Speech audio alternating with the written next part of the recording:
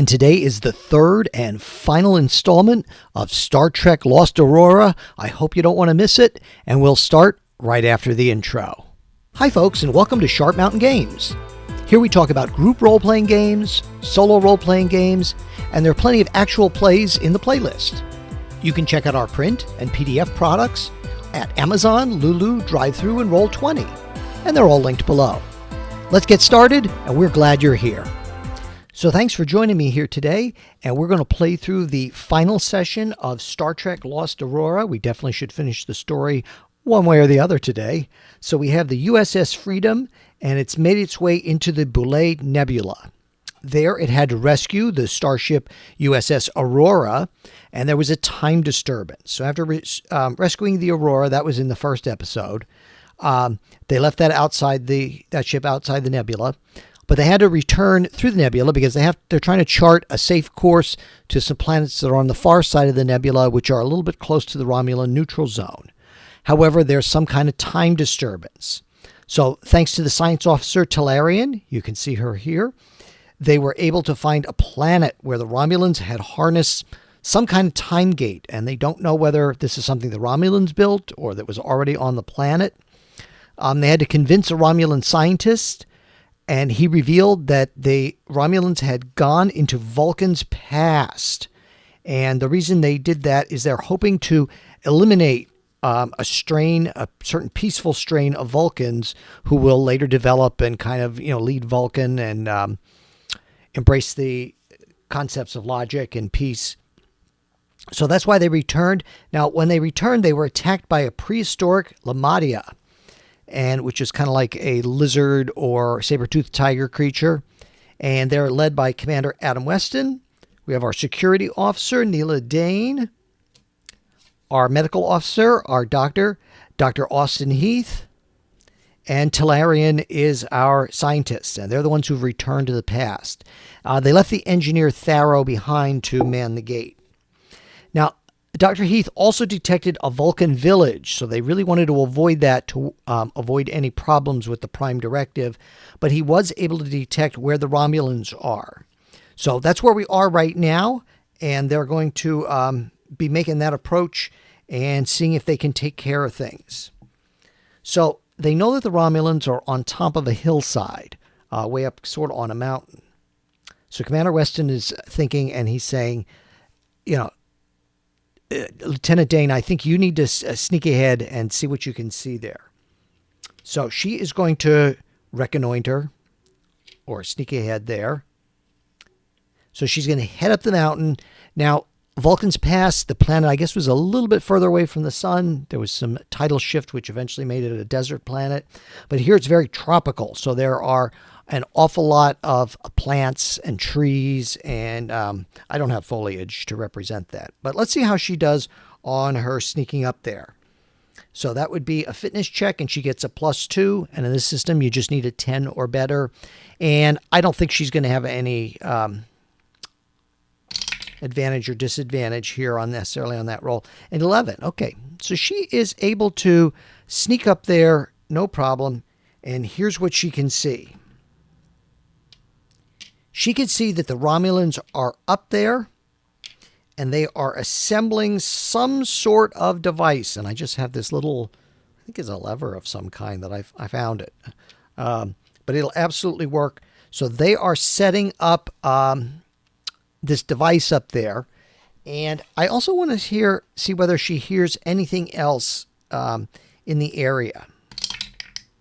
A 2. No, she doesn't. So she comes back down the mountain and tells them what she saw.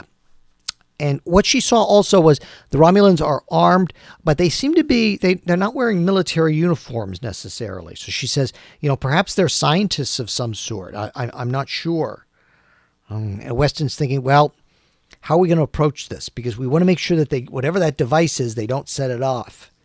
And Dr. Heath is, I'm going to give him a medical roll. Yeah, 14. He's wondering, he's saying, I wonder if it's like a biovirus. That would seem to be the thing, because certainly a bomb itself wouldn't maybe do it. but this could get into their genetics and change things, and definitely could be a problem, a genetic RNA virus or something. So Weston is saying, well, let's see what we can do and head on up that way. Now they're heading up and they're going to try to be quiet. So I'm going to require a fitness roll for all 4. And hopefully we'll get 3 or better to, we'll get a majority to work here. And I have the cards laid in a certain order, and then I just go by the order of the rainbow here. And let's see how we did. So Neela did not. Weston was just fine. Oh, and the other 2 are just fine too. So our security officer, maybe she was a little hesitant and she snapped a twig or something. But the others were quiet. So there are going to get probably a surprise round here. But I have to roll to see if a certain thing happens. So on a 1, 2, or 4, 5, 6, a certain thing's going to happen. 1. No, it does not happen this round. Okay. So they are probably going to be able to get the drop on them. And they're going to spread out. And Commander Weston says, stun fire, but we've got to take care of them right away. We just cannot risk them setting off that bomb. All right, so they are going to get the surprise round here because they were quiet, sneaking up. So they need 10 or better on their combat to, I think the one didn't go, I think the red one didn't go down the chute there, but at least it ended in the thing. So let's see how, looks like 3 of them hit. And they are going for stunning. So what that means is that the Romulans are going to have to make fitness rolls, but the Romulans, they're the bad guys, they're kind of tough, so I'm going to let them make those rolls with advantage. So let's do this Romulan first. Yes, he resists the stun. Now that doesn't mean he can resist a stun forever. I'm going to put a little marker to show that, well, 3 of them were hit anyway. So that his next stun roll will be just normal, not with advantage. So I just have these little paper discs. I think they'll be just fine for what I need right now. Oops. So I don't know what the other 2 are going to do, but we might need them. So let's see how they do. Rolling with advantage. Yes, he's good. So he is not stunned, but next round it's going to be just normal. 7, and I can't read the black one. Let's see if I can move it. 18. All right, so they resist the stunning. And they say, Starfleet has tracked us here. And they are now going to get to fire here. And let's see what they can do. So 20. Now there's no criticals in this. And a 2. And that's that's a 9, but with their bonus, that's going to be good enough. Okay, so they are going to hit, let's see who they're going to hit. Let's see who doesn't get hit. That might make the most sense. 1. So Talarian did not get hit. But the doctor got hit for 5. So I've got to take that off his hit points. And now Commander Weston had been hit before. So he's down a little bit. Now he's down quite a bit, a good bit more. And let's see how Neela does. She takes a minor hit there for 3 points. All right, now I have to roll to see what's going on here. Yes, 4, 5, or 6. All this noise has called out a local creature. And charging to them, not going to act this round, but charging in their direction, is a very large, kind of a saber-toothed bear type creature maybe. And I just happen to have this, I don't know what movie this is from, but just this little McDonald's toy or Burger King toy. But I thought, this is absolutely going to work for what I need. And it is charging into the fray. And then we'll make some rolls to see who it attacks. And Commander Weston says, Talarian, you've got to get to that device. So she is going to try and run towards the device rather than shooting at anything, because Weston is now very worried about, what if they set it on a timer or something like that. So I'm going to say a fitness roll will get her to the device this round. And how did she do? 10. Okay, good. So she is able to get to the device. I don't think she's going to be able to do anything this round. I think it's going to take a little bit of time to analyze it and all that. And Weston says, Doctor, get on that creature. We'll try and take care of the others. So let's see. Let's give the doctor a roll. And he says, I hate firing at a teddy bear, but he has to. 13. Okay, so he hits the creature there, and Talarian calls it's a Salot, a prehistoric Salot. So he hits that creature for 7 points of damage. Keep a little record of that here. Good. Then Weston and Neela are going to worry about, let's just say these first two Romulans here. Again, they're doing on, they're on stun. So I don't need to roll any damage. 11 and a 4, and even with her bonus, that's only a 7. So one of them hits. So let's say it looks like Weston hit. So let's have this guy roll. He needs a 10 or better to stay up for his fitness roll. 1. Oh, not even close. So that Romulan is down. He is stunned. So let's take that off of him, and that's good for this round. Now, this Romulan, the two Romulans still get to act. And now, are they going to be more worried about the creature, or are they going to be more worried about the Starfleet people? So here's what I'll do. I'll have him roll 1, 2, or 3. He attacks the creature. 4, 5, 6. He attacks Dr. Heath. 19. 1, 2. He attacked the Salot, the creature. So he fires at that for 9 points of damage. Okay. And then we'll do the same here. We'll see, does he want to attack, let's say, Neela, or does he want to attack the creature? 1, he is going to attack them. Even he hits Neela, odd he hits Weston. That's even, but he missed, so it doesn't matter. He has had a bad round. So this creature is now in the middle of things here. And definitely is going to attack. And let's see. Let's have him make an attack. Even he attacks Dr. Heath. Odd he attacks the Romulan. I don't think I had him act this round. So odd, he attacked the Romulan, and that's going to be good enough to hit because he definitely has a bonus on him on attacking. He has a +5 bonus, and he does 2d6. He's like a phaser. So he does 10 points of damage to that Romulan. So the one is stunned, and the one is down to 10, or down by 10, I should say. Okay, now it's Starfleet's turn to act.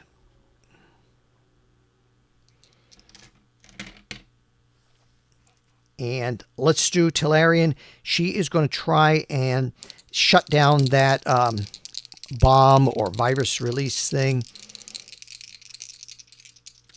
And I kind of gave the virus release thing some hit points. I'm going to say she can do 1d6 as a way to start to shut it down. No, she's not. She's having some troubles here. I guess it's a Romulan device. And she even says that. She says, having some troubles here, Captain. So that's 1 round. So I don't know how long it's going to take that to go off. Maybe 3 or 4 rounds. We'll hope she can shut it down. Okay. So let's see. So then the good doctor goes. So he is going to fire. And who's he going to fire at? Odd, even, if he hits. Now, his combat is at -2. He's a doctor, not a fighter, so he doesn't hit either way. All right, then we'll have Weston, odd, even. So he got odd. So 6 points of damage as he's trying to drive that beast back. Well, they've done quite a bit of damage to the beast there. Surprising amount, in fact. Okay. And then Neela Dane, I think she's going to go after the Romulans. In fact, she's going to try and shoot at the one who's closest to Talarian, because she's worried that he's going to go after her. Oh, then she doesn't need to roll because he'll be rolling for stun. So let's see if she hits, and I'll roll his stun check at the same time. Yes, she hits.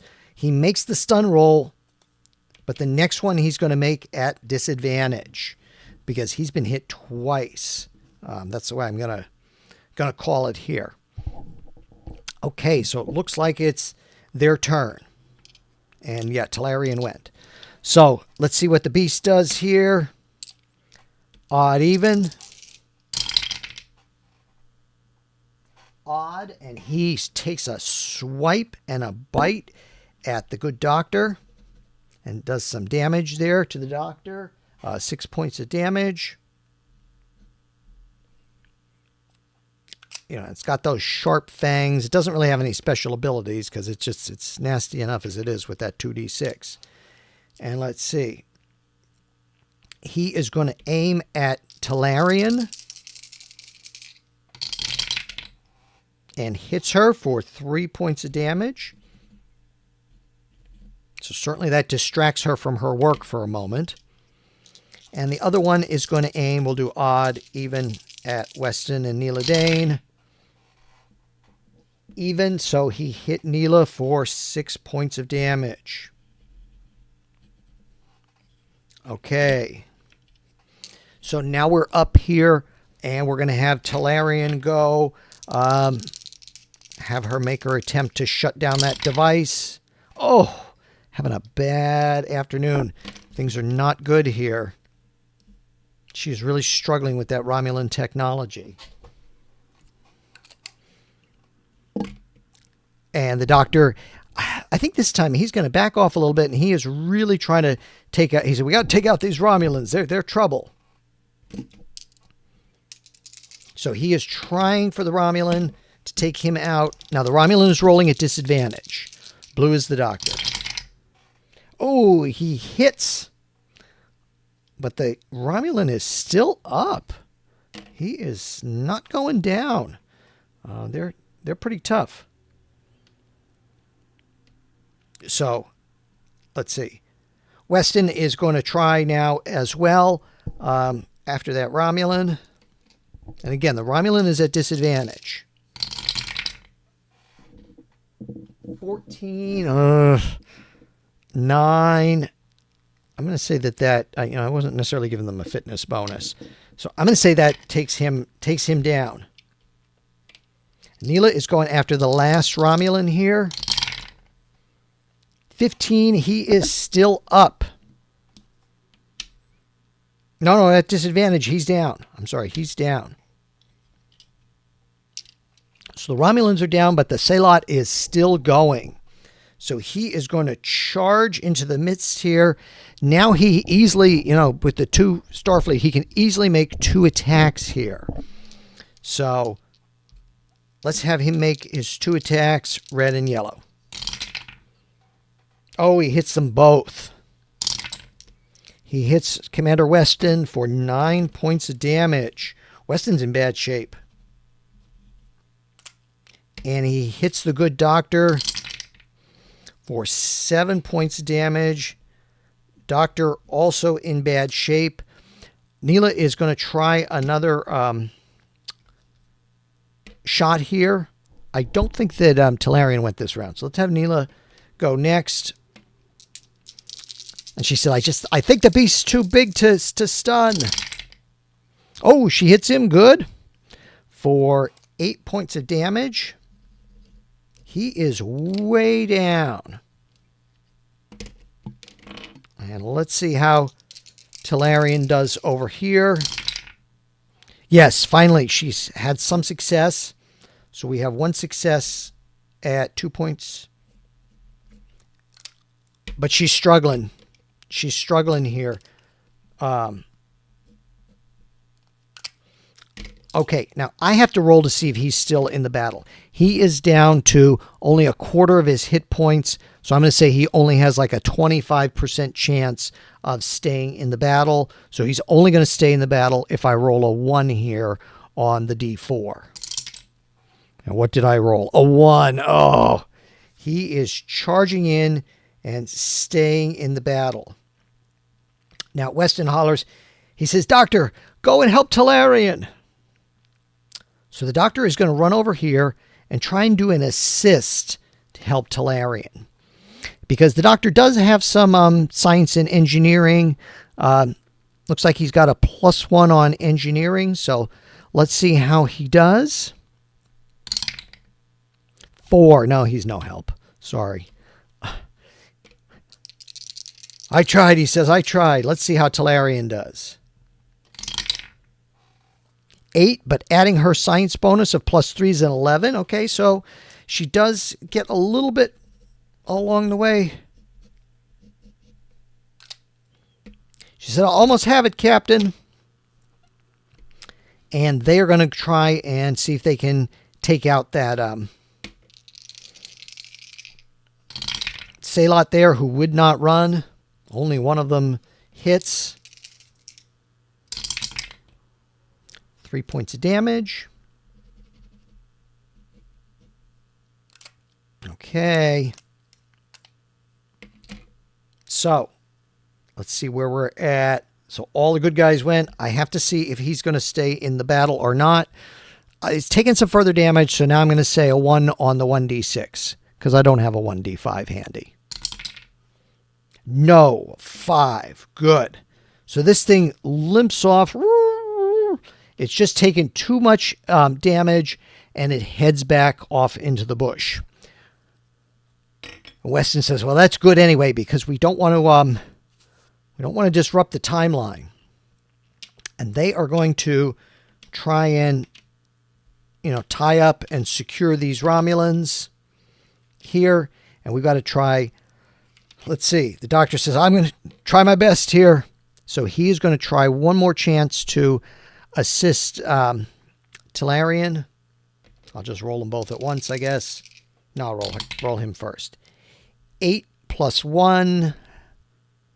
Well, I'm going to say +2 for his signs. I'm going to give that to him and give her the advantage here on this roll. Yeah, so with her science, that's good. And I'm going to say that that's good enough to shut down the device. And even if it would, even the numbers weren't quite close enough, they're out of combat now. They're both experienced officers. I think they would reasonably be able to shut things down. So this was close. A few more bad rounds and they may not have made it. So they are going to wrap everything up. Now this is not a huge device. I mean, it looks maybe big for the thing I have here. But the commander says, well, we're going to hold them back, and Talarian, we've got to drag this thing back with us as well. We can't leave this future technology here in the past because if the Vulcans find it and they're smart enough, who knows what'll happen. But they notice, watching them from the edge of the battlefield, kind of watching from behind a bush or something. Maybe this will be the bush. Peeking out, they do see a prehistoric Vulcan. So he is wearing, much rougher animal skins and clothing and just watching everything that's going on. And Weston says, "Oh, looks like we had some company here.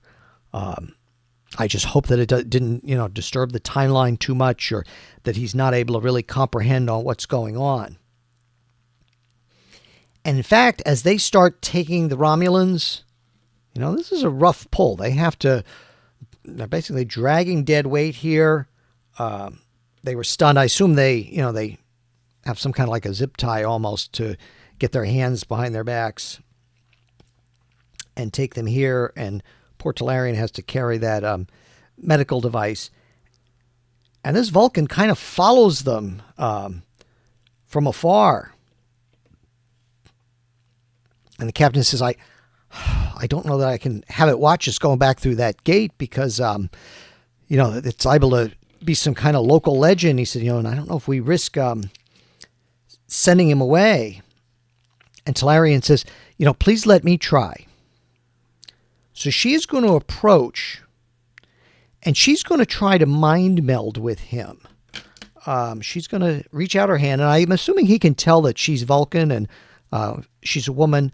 And he's a male, so maybe he's, more receptive to this. He's not in fear because she's somebody he would normally interact with. And she reaches out her hands to touch him on the forehead, the forehead, and the way Spock would do the thing, touch under the jaw. And let's say on a 4 or 5, have her do a communication roll. That's just a straight up roll. 12, so that's good. So she is going to mind meld with him. And I'm going to give her a psionic roll, and she gets a +2 to that, because she's going to try and sort of wipe his memory. 2, no. So she reads his mind, and she can see all the confusing thoughts, and she puts a little suggestion in there, like it's, go back to your village, but don't tell them about this. But she's not able to make him forget. So whether that's going to have any effect on the timeline, I guess we'll see, or maybe we'll think about that for a future game. So he goes away and leaves them.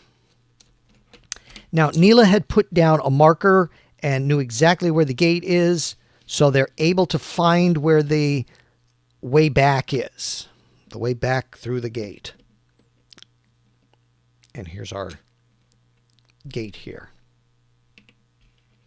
So we'll send him through here. This is the fun part. It's silly, but it's the fun part. Bring our prisoners back. Move that over here out of the way. And Neela brings the virus thing back. Now, there was the Romulan ship there as well. So, I was just using, it's a Star Wars ship, but it'll work because it's handy. And Tharo is waiting for them on the other side. And he's excited. Were you successful? Were you successful? And Weston says, oh, just barely. There were a lot of wild creatures back there. A lot of problems in the timeline. I hope we didn't disrupt anything that we shouldn't have. So he calls up to the ship, and they beam back to the ship. And